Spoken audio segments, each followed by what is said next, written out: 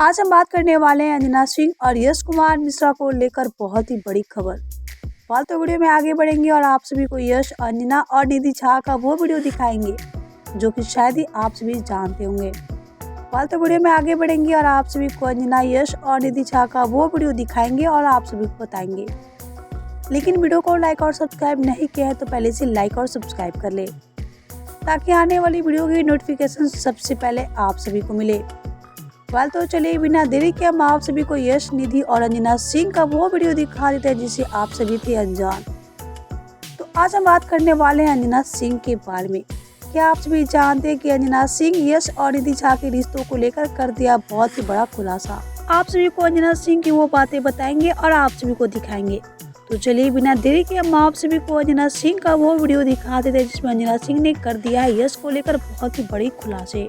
जल्दी आ जाओ। हाँ जल्दी आ जाओ, हम लोग जल्दी मिलेंगे। हाँ और नानी, मैं, मम्मा साथ में स्विमिंग करेंगे। हम लोग साथ में स्विमिंग करेंगे और रहिए और उसे दीजिए खूब ढेर सारा प्यार।